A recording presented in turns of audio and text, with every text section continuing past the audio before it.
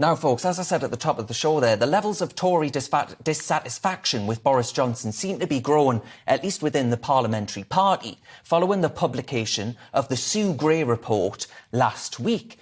The Prime Minister has said in recent days that it would be irresponsible for him to resign over Partygate, as the UK faces major challenges, like, of course, this generation-defining cost-of-living crisis.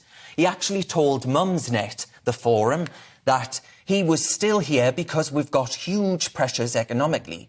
It's quite a claim, of course, isn't it? Because actually some critics are arguing he's partly responsible for those economic woes. Is that fair? More than 45 Tory MPs have publicly questioned his fitness to hold office, and some now say a vote of no confidence is all but inevitable. So, can he survive? Well, joining me now is the Conservative MP for Wellingborough, Peter Bone, and former Labour MP and CEO of PLMR, Kevin Craig. Kevin, can I start with you? The Prime Minister's right, isn't he, that now isn't the time. You've got war at Ukraine and you've got this generation-defining cost-of-living crisis. It would be reckless to change the top dog at this moment. Oh, Darren, thank you. Just to correct, I'm a former parliamentary candidate and councillor, but not a former MP. I don't think it would be reckless, Darren, and I've just come from a wonderful party for the Queen's Jubilee, and lots of my Brexit voting neighbours, we don't share the same politics, but we're great friends. They've lost belief in the man that they were passionate to elect. And I'm not sure that anybody knows what the Boris Johnson prime ministership is for anymore. And when you have a crowd at a royal event booing the prime minister of the day, these are not radical revolutionaries. These are British people that believe in integrity and honesty and good work in public office, the sorts of things actually I believe that Peter Bone believes in. And I think the prime minister is hull below the waterline, to be honest, Darren. I don't see any way back, because all right, I just don't see it. His own side is too upset, not the opposition. Well, Kevin, the BBC also made that claim about Boris being booed at St Paul's yesterday, but I actually heard cheering too. I just want to play the clip just so my viewers and listeners can decide.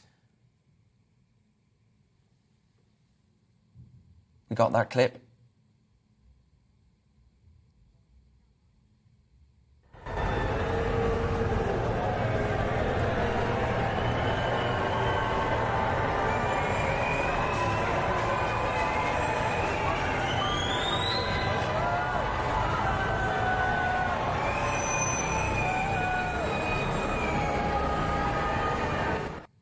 Now, Peter, that to me, I heard a few wolf whistles there. That's hardly a boo. What? Darren! It wasn't exclusively booing, was it, Peter? No, it wasn't. And it depends which view you take of the Prime Minister, whether you think people were cheering or booing him on that occasion. I'm old enough to remember when Mrs. Thatcher was Prime Minister. She would often be booed by people who didn't like her.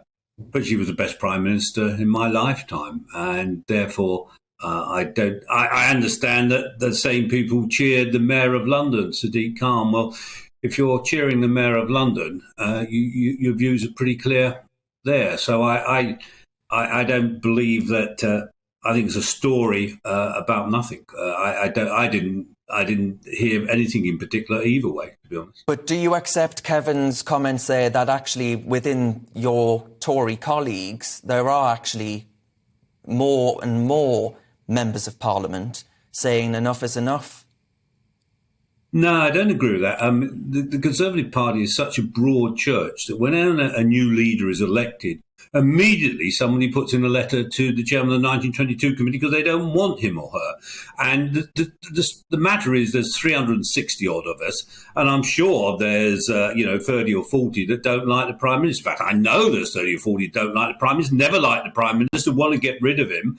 And of course they think Partygate is a method to do that. And then they can try and install somebody who will try and undo Brexit, stop the immigration policy and things like that.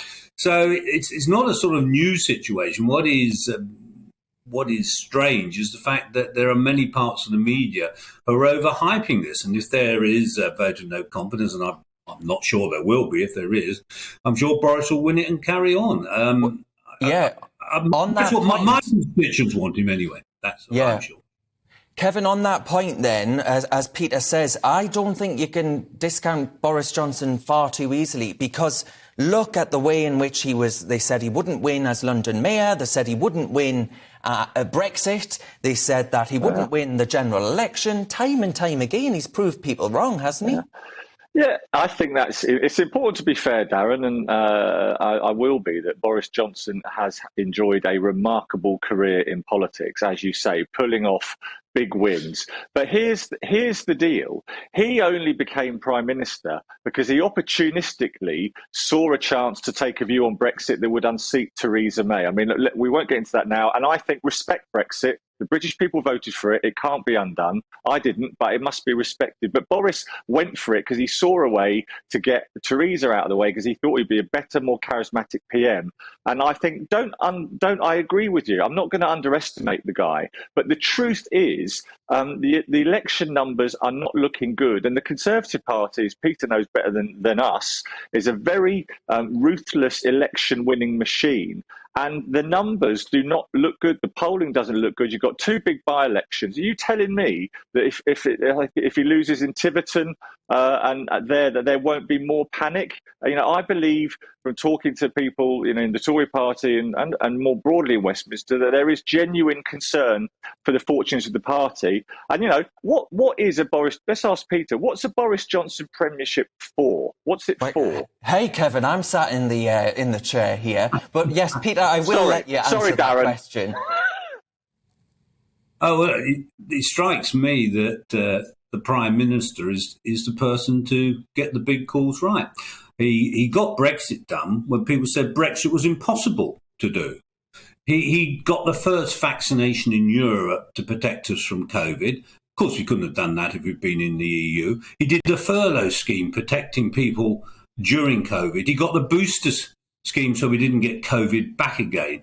He's led Europe's response to the dreadful war in Europe. He's tackling the illegal migration problem. And that's what Boris is about, getting the big calls right. And now he's got to deal with the cost of living. And the fact that we are, 6 points on average behind in the opinion polls mid-term, if Labour was going to be the next government, they would be 20 points ahead. And the fact that the last local elections north of Watford in England, the Conservatives gained seats over Labour. And if we lose two by-elections in mid-term, that's hardly surprising. I'm not saying we will. I hope we will win in both of those. But the idea that there is some panic, there's some wholesale switch to Labour is just patently untrue. And I think Boris will lead us into the next election and we'll win it. Kevin, you've got 10 seconds to come back to that. I mean, Boris... Sorry, Darren. I'd love to see Boris Johnson against Keir Starmer in the next general election. All right? I'd love to see that. Two different leaders. One, full of integrity, would resign if he got a fixed penalty notice. The other, who seems to ride roughshod over the rules and regulations, got no grasp of detail. And, it's not Labour people, business people or former politicians like me saying that Boris is in trouble. It's Conservatives. The Conservative Party, I've got many good friends in the Conservative Party. It's a party about honesty, integrity, and Boris doesn't tell the truth. And on the big calls, anybody who's Prime Minister, all of the last five, it's the least you expect to lead us in the Ukraine conflict. He doesn't get any points for that. That was basic. Well, I mean, he has done a pretty good job. A lot of the British people are saying, well done, Boris, and support his stance. As am I. But there we are. We'll have to leave it there. That was the Conservative MP for Wellingborough, Peter Bone, and the former parliamentary councillor and CEO of PLMR, Kevin Craig. Thank you very much for your time.